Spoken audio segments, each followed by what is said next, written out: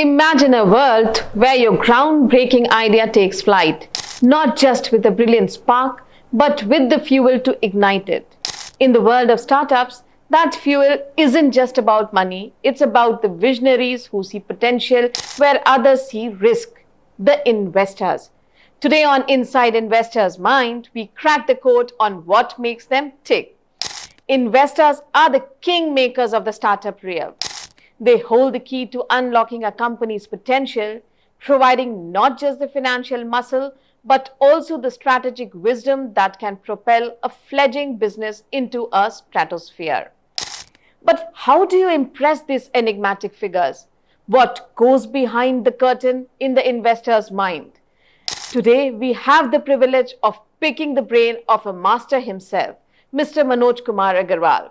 With over 25 years of experience building and guiding businesses, Mr. Agarwal co-founded C Fund, an early-stage venture fund, and has been instrumental in the success of countless startups. He is not just an investor, he is a whisperer in the language of innovation. Join us as we try to decode the mind of Mr. Manoj Kumar Agarwal. So, Mr. Agarwal, to begin with the interview, what does an investor look for in a startup? How do you choose ideas or businesses for investments? So when we look at a business idea, or I would say a business up to invest in, certainly for any specific investor, it is based on what their thesis is, what their understanding of investing landscape is. So each investor has their own thesis, their own stage and sector focus. So in that context, we as an investor are technology focused investor in the early stage. So when we look at any investment opportunity, certainly we look at the idea. I mean, what is the problem being solved? How complex is the problem? What is the need of the problem? Who is the founding team, their capability to solve this problem? Do they have the necessary background? Do they have the necessary passion to delve into it? And how big is the problem? How large is the market opportunity? I mean, and if all these falls into the place, then we feel, okay, this is an opportunity which, provided the stage and the sector is right, is something we can take forward, right? So we take it to the next step of evaluation. That is broadly how we look at an idea. Okay, that was great. So, when evaluating startup pitches, what key factors do you focus on?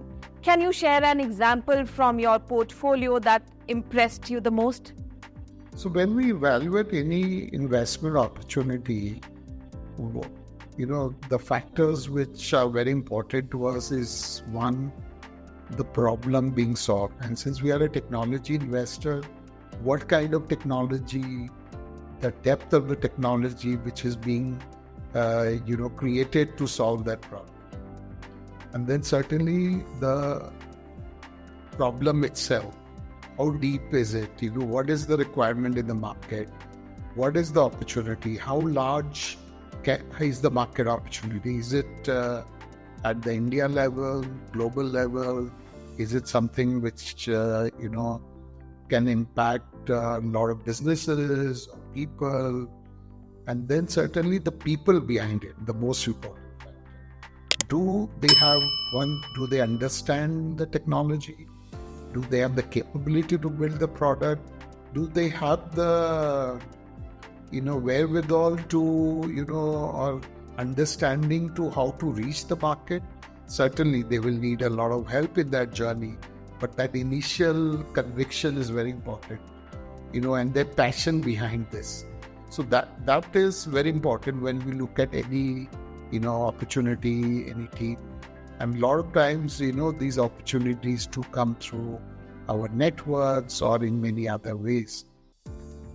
So one standout example, there are many, but one which I can share with you is, we had invested in this company which was referred by somebody, and the founder was coming to Bangalore on a weekend, and I was kind of, though we are very open to meeting, I had some commitments, and then the founder was in Bangalore, coming from Bombay, so then I asked the founder to come home.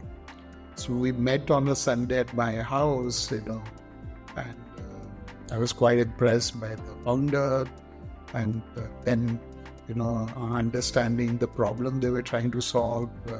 They were trying, those were the days when we were hearing and reading a lot about what had happened in our banking ecosystem, the large number of NPAs being written off, and there was this thing about how can that problem be solved. So they were trying to actually solve them in a very interesting way, where they would help banks to recover NPAs better. And they understood this problem because they had worked in a sector where they had kind of worked in the area. So we kind of found the team right, the problem right. Naturally, we needed to understand what more can they do. This may not be, though NPAs will always be there, but when they are dealing with banks, which is a difficult space to penetrate, what else can they do? And then they, as we dive deeper, they came up with solutions to not only just post NPA, but even to solve problems when amount money has been lent, how to monitor the collateral assets which banks have got from loanies. So we found it interesting. We invested in them. Then a very large bank also invested in them after that. They went on to raise not only good capital, but build a good business, and they're still in a phase where they are growing and building out. But they have proven, our conviction right. So these are the learnings which become very important as we go forward. Now, reflecting on your experience, can you share a lesson that you learned the hard way on how it shaped your approach? See, one learning which, is important to me and I feel is important for everyone is never invest based on the FOMO factor, the fear of missing out. A lot of times, there is this hype created where people go on over to find opportunities, and then, they invest in third, fourth, fifth, sixth opportunities. For example, what happened with e-commerce in post-Flipkart, and many of them could not stand the test of time. Then what happened with EdTech in 2020-21, where the valuation skyrocketed as if the pandemic was going to be forever. So things like that becomes very important learning, not that we have invested in EdTech, but not in a similar space as what happened then. But then, this being part of the ecosystem, it is a huge learning for us. So, Mr. Agarwal, we all have certain boundaries. There are specific red flags that make you cautious about investing in a startup. What's that one non-negotiable for you before making an investment decision? So one important, what we look at is the company, the entity which has been formed and the people behind it. One is on the company side, there should be no compliance issues, no regulatory issues, and that can be very narrow or wide depending on the sector. Because each sector has its own requirement beyond the basic company formation. So that for us is very important, including the background of the people behind that. So that is a brief answer, and I can elaborate if you wish. Now, Mr. Agarwal, if we consider the recent issues with big startups facing compliance and regulatory troubles, So, what do you see as the future of the startup and investment landscape in the next 5 to 10 years? My view is that in not only in the Indian context but overall global context, these are still early days. I mean, if you take out USA out of the scene, and startup investing still is very early days. China has certainly been very large. India is growing, but then India itself is at the beginning of this journey. I would say probably we have only traveled a little distance. Then the world itself, Southeast Asia, Africa, South America, all these are large opportunities which would come up or are coming up. So I would say, 5-10 years is nothing. Probably this is more for next 20-30 years, and we can learn from what has happened in the listed ecosystem, which has been there for much. Now, just getting out of investing in the world, what hobbies or interests do you pursue? Suppose if you weren't an investor, what career path might you have taken? So hobby is different, and what career path would be different. So I kind of found a good balance between my role as an investor and my hobby. So I like traveling, I like reading. So I've kind of also try to balance that with my work. Being an investor does take me to places, and I try to engage in my hobby also while I do that. And it does require you to read a lot to understand more what is happening. So kind of gives me a good balance. In terms of what I would have been if I were not in this career, this is something which I certainly took up as a career in the later part. But I feel the career path for me probably would have been in the finance world. I'm a numbers person. I like numbers, and probably finance is one area where that would have worked well. So it could have been maybe some other activity in the finance world.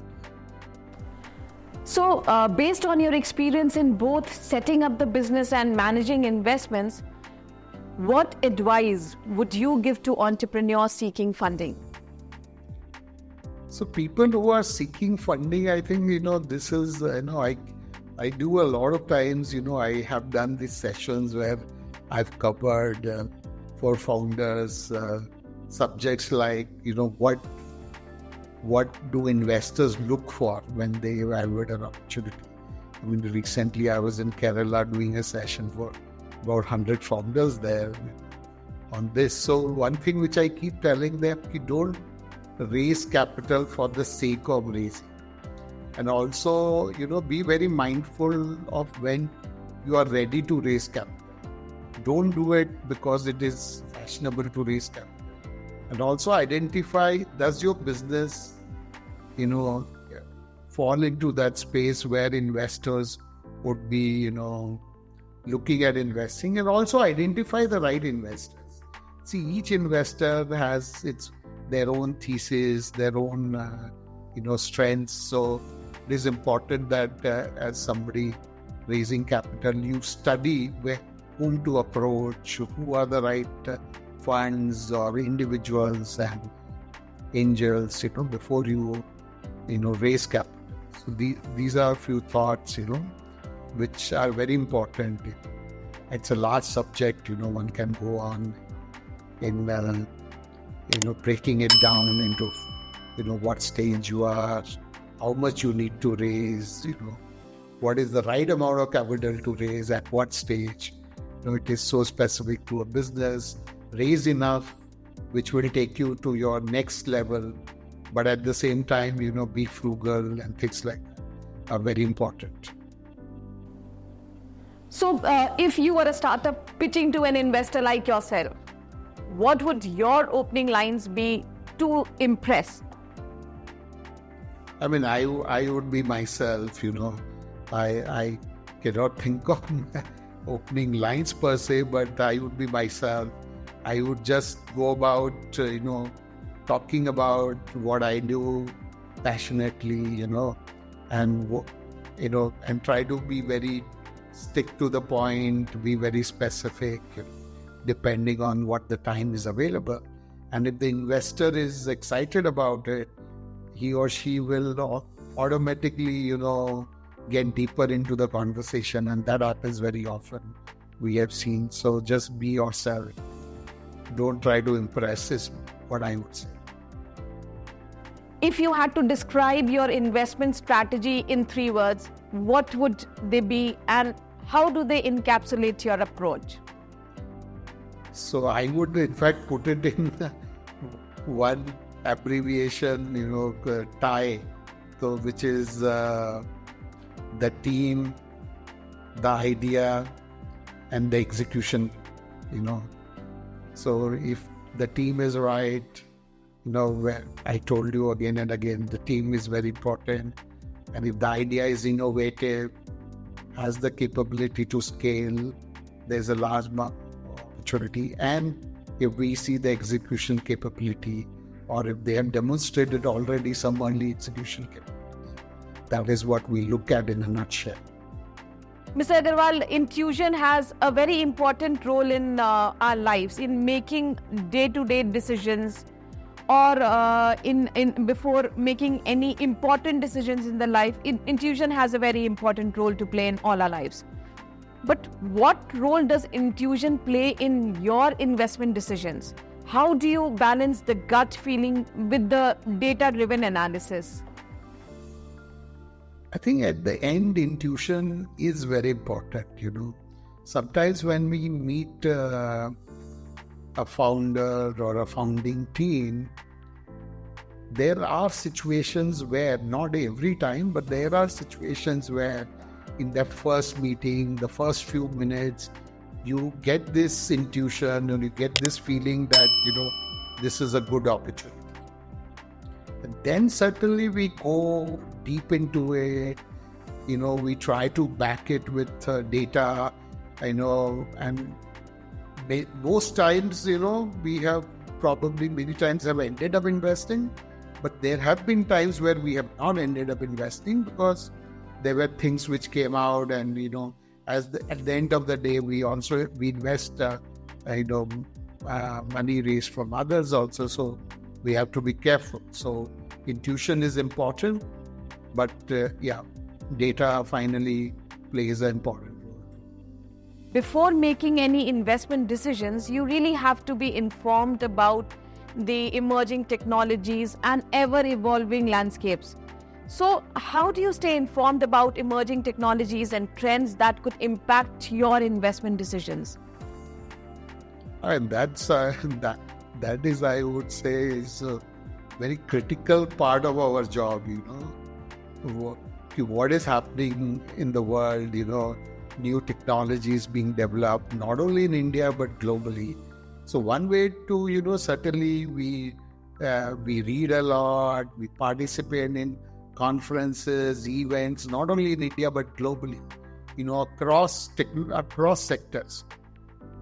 And the good thing is, today in the world is so well connected that, any new development, you get to know. We engage with universities, the top institutions like Indian Institute of Science, the IITs, then there are these industry bodies like NASSCOM Deep Tech Club, TICE Global, and many others where you get exposed to what is happening in the world. We engage with educationists. Today the good thing is in many of these institutions, the researchers, the professors, they are also very well engaged with the commercial side of things, and that is growing, I would say. So, there are various ways with which we remain engaged and try to remain abreast with what is happening. I would not say that we do a perfect job of it, but we keep ourselves very well. Mr. Agarwal, what is that one thing that you would change about the current startup ecosystem or investment landscape, and why? So, there's probably not necessarily one particular thing, but, if I have to go back in time, certainly, the innovative culture which brings out the startup founders in our institutions, probably if they would have started earlier, could have been better, but then, better late than never. So I think, we seem to be on the right track. So I'm quite happy with what is happening. And, we see it growing from here. So far, how many investments have you made till date, and how much value have your portfolio companies created? So we have invested across our two funds in about 20 plus startups, and our first fund portfolio in an average timeline of about 36 months has grown in about 4 times in value. In the new fund, it is still early days, but they are doing well. They're building some very innovative products, and we have in the pipeline some very interesting investment opportunities. And what I am happy to share is today we probably the way we have gone and scanned the market or whatever it is, we have probably more opportunities to invest in than probably we can. Because as a fund, we have a certain process and a certain amount available at any point and a certain number of investments we can do. So we are in a situation where we are seeing good opportunities and good work. So like I said, they have grown 4 times, in terms of valuation from where we had invested. So thank you so much for sharing your invaluable insights today on Inside Investors' Mind. I'm sure your expertise and deep understanding of the startup ecosystem might have illuminated the path for millions of aspiring entrepreneurs. By unraveling the thought process behind investment decisions, Mr. Agarwal has provided us and the startups with a crucial understanding of how to navigate and impress investors. We look forward to seeing the impact of his advice on the next generation of innovative ventures. Thank you once again, Mr. Agarwal, for your time and wisdom. Thank you so much for watching the show.